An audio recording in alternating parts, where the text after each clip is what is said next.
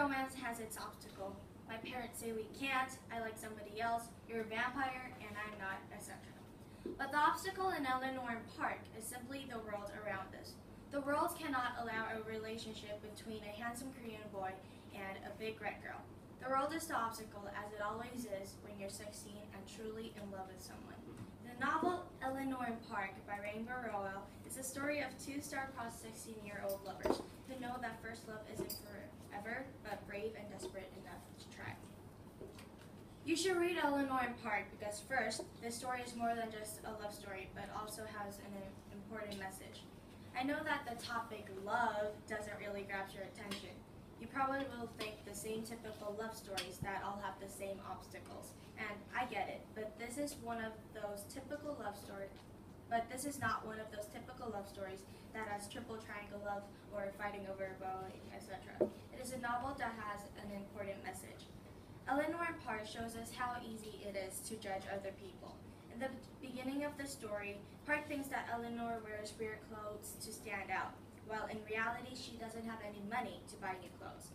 But after he gets to know her, he notices how she gets happy when she's talking about something she's really passionate about.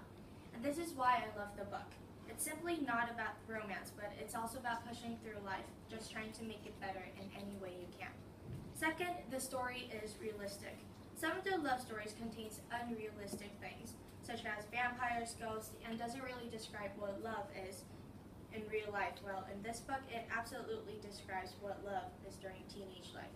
I like this book because of the authentic way both teenagers interact, such as being hesitant, uncomfortable, and reluctant.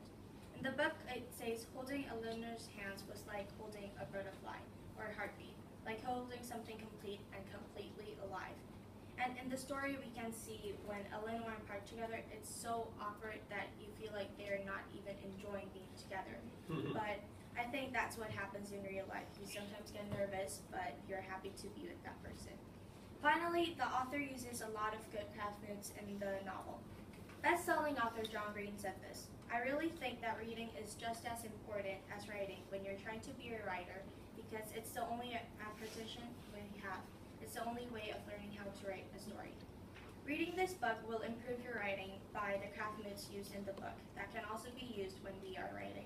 And since we have already wrote some stories, reading the book will both be fun, but also meaningful lesson as a writer. Mr. Curry recommended this book in the beginning of the year. I just thought that it would be a typical love book, but a little bit better because Mr. Curry recommended. But it was not. It was way better than what I thought. It was a book more than a love story, but a book where you can get a lot of things. You could pick Twilight or other fantastic love stories, but I'm pretty sure if you read Eleanor and Park, you'll get more than just a lovely story.